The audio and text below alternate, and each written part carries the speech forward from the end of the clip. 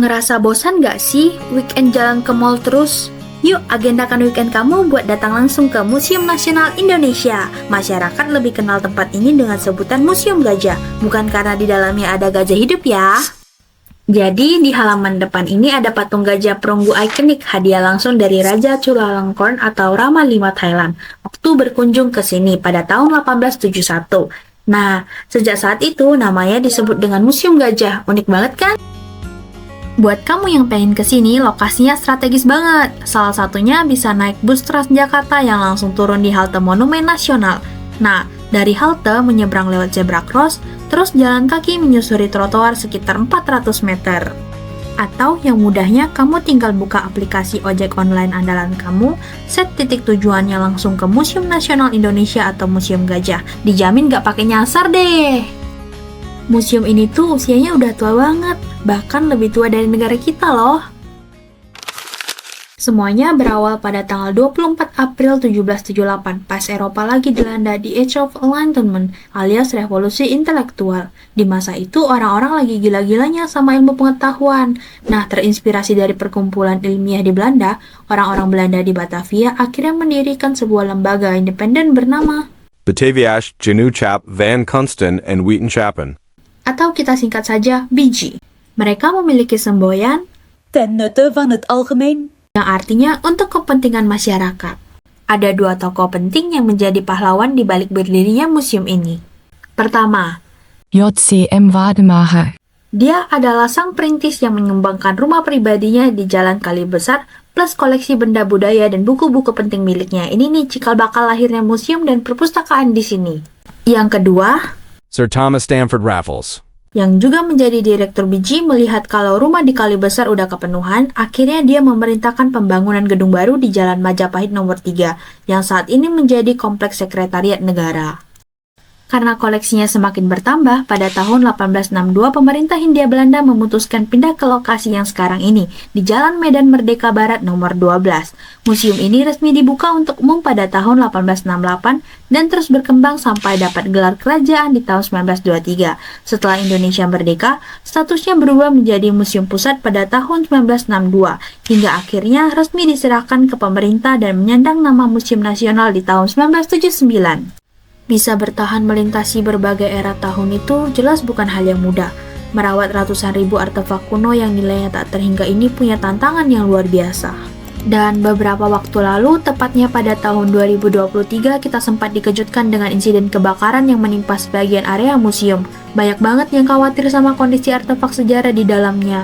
Tapi disinilah manajemen Museum Nasional membuktikan kalau mereka profesional dalam menangani krisis. Pasca insiden tersebut, proses evakuasi dan pemulihan artefak dilakukan dengan standar internasional serta melibatkan para ahli terbaik.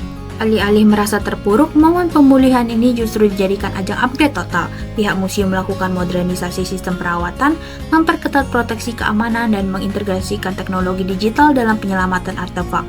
Jadi, museum yang kita lihat sekarang justru lahir kembali dengan sistem yang jauh lebih kuat, aman, dan makin interaktif buat dinikmati. Sekarang, di bawah naungan Kementerian Pendidikan dan Kebudayaan, visi Museum Nasional benar-benar nyata, menjadi pusat informasi budaya yang gak cuma mencerdaskan, tapi juga bikin kita bangga sama peradaban bangsa kita sekaligus mempererat persahabatan antar bangsa. Sebelum mulai menjelajahi museum, langkah pertama tentu membeli tiket masuk. Menariknya, di museum ini pembelian tiket bisa dilakukan secara mandiri melalui ticketing machine yang tersedia di area lobi atau melalui aplikasi online tiket.com. Untuk pembelian di ticketing machine, caranya pun cukup mudah. Kita hanya perlu memilih jenis tiket, kemudian melakukan pembayaran sesuai petunjuk yang muncul di layar. Setelah transaksi selesai, mesin akan mencetak tiket yang nantinya digunakan untuk masuk ke area museum. Oh iya, bagi yang ingin menonton Immersiva, harganya di luar tiket masuk ya. Jadi teman-teman harus membeli tiket yang khusus untuk menonton Immersiva. Sekarang kita di Museum Gajah. Di sini kita mendapat wristband dan juga guide booklet yang berisi informasi lengkap setiap lantai serta peraturan tertulis hal yang dilarang di dalam museum. Guide bookletnya juga menarik loh, gak hanya berisi peraturan dan informasi lantai, di halaman ini juga berisi informasi untuk mencari koleksi-koleksi pada gambar yang tersedia di ruang pamer pada peta museum. Saatnya kita masuk museum. Buang jauh-jauh deh pikiran kalau museum bersejarah itu tempatnya membosankan atau bernuansa mistis. Look at this place now. Museum Nasional Indonesia ini sukses mematahkan stigma dan menjelma jadi salah satu spot paling kece. Gak heran, tempat ini sukses menarik ratusan bahkan ribuan pengunjung baru datang. Seperti anak muda Gen Z yang hobi berburu spot foto estetik, orang tua yang pengen ngajak anak-anaknya belajar sejarah, hingga turis asing dari mancanegara yang kepo sama kekayaan budaya Nusantara. Nah, seru banget kan keliling museumnya? Tapi jangan cuma dengerin cerita kita. Yuk kita tanya langsung pendapat salah satu pengunjung yang lagi asik eksplor tempat ini. Halo, Mas, dengan siapa? Perkenalkan, nama saya Ferry Oh ya, Mas Ferry dari mana? dari Padang, Sumatera Barat. Oh, dari Universitas mana? Dari Universitas Islam Negeri Imam Bonjol Padang. Oke, baik. Mas, saya boleh tanya-tanya sebentar gitu. Ini ya, Mas sering berkunjung ke museum? Lumayan sering nggak? Oh, lumayan sering. Saya ingin tanya nih, Mas, menurut Mas, masihkah relevan gitu dengan kunjungan ke museum sebagai tempat yang bersejarah gitu, banyak peninggalan-peninggalan budaya gitu. Masihkah relevan dengan kondisi sekarang gitu, di mana AI, teknologi menjadi sangat berkembang dan semua informasi dapat diakses dengan mudah seperti itu. Menurut Mas gimana?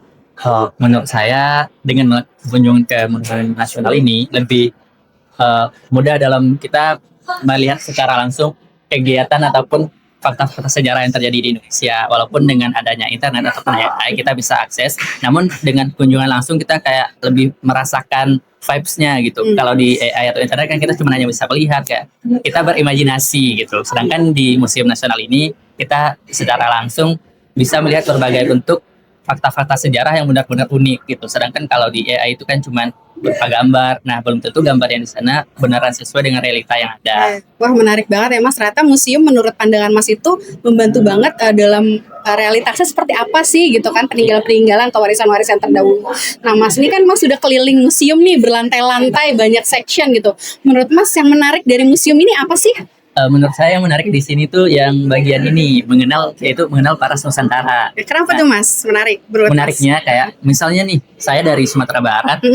Pas cek di sana, ternyata paras wajah ini bukan asli Sumatera Barat. Malah di sana bisa ada dari gitu. Solo ataupun dari Papua Gitu. gitu. Ini bantuan dari teknologi ya Mas ya? Iya. Ya.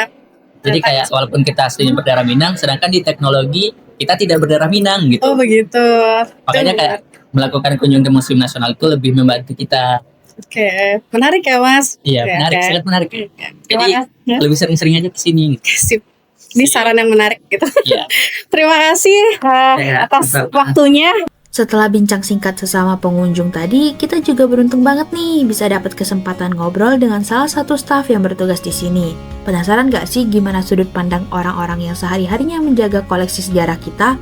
Yuk dengerin audio obrolan kami yang satu ini. Mas, boleh minta waktunya sebentar? Oh ya, silahkan. Dengan siapa Mas namanya? Saya Arfi. Arfi. Iya, Arfi. Di sini staf museum selaku apa Mas? Maksudnya bagian mana? Saya bagian galeri sitter. Itu merupakan kayak museum edukator juga. Tapi dia kayak misal, kalau ada pengunjung yang nanya koleksinya kayak apa, aku bantu jawab dan kadang juga bantu ngingetin pengunjung-pengunjung yang lumayan penasaran, kayak contohnya megang-megang koleksi dan lain-lain kayak gitu. Oke. Udah berapa lama Mas bekerja sebagai staf museum di sini? Aku staff secara resmi baru 2 bulan. Terus gimana sih Mas rasanya menjadi bagian dari museum yang berisi warisan peninggalan sejarah dan tentunya banyak peninggalan budaya di sini gitu? Aku senang karena ini Museum Nasional ini salah satu museum impian aku untuk kerja di sini. Yang pertama, terus yang kedua, ya senang juga karena pekerjaan ini menurut aku unik. Nggak semua orang bisa nyobain di posisi ini, nggak bisa semua orang ngelihat langsung gimana koleksi ini dikonservasi, kemudian disimpannya bagaimana, proses-proses behind the scene lainnya gitu. Jadi pemeliharaan pemeliharaan, lainnya, terus apa alasan pameran ini disusun kayak gini, itu semua ada kajiannya, ya konsepnya sendiri, ya kayak gitu. Oke, baik, menarik ini Mas. Terima kasih banyak Mas atas waktunya. Ya, sama-sama Kak. Terima kasih. Nah, siapa sangka ternyata di balik nuansa keren museum ini ada cara pengolahan yang unik ya. Beliau juga menambahkan bahwa harapan terbesar mereka adalah pengen banget menghapus kesan kuno yang sering menempel di museum. Menjaga tempat sekeren itu bukan cuma tugas para staf aja, tapi justru ada di tangan kita sebagai generasi muda untuk menjaga keberlangsungannya sebagai tempat belajar yang seru dan menyenangkan. Harapan museum dalam menjalankan fungsi edukatifnya tentu juga perlu didukung oleh komitmen dan peran serta dari pemerintah. Biar museum bisa makin dekat dengan masyarakat, mudah diakses, dan syukur-syukur kedepannya bisa gratis. Jadi, setiap orang yang datang ke sini bisa pulang dengan senyuman dan pengalaman yang tak terlupakan. Perjalanan ini bikin kita sadar akan satu hal, bangsa yang besar adalah bangsa yang gak pernah lupa dari mana mereka berasal. Seperti jargon terkenal dari Bung Karno, jas merah, jangan sekali-sekali meninggalkan sejarah. Datang ke museum bukan cuma sekedar berburu foto estetik semata, tapi tentang gimana kita mengapresiasi proses panjang sampai kita bisa ada di titik sekarang. Jadi, kapan nih giliran kamu datang ke sini buat ngerasain langsung vibes-nya? Jangan cuma masuk di bucket list doang. Yuk agendakan bareng teman atau keluarga.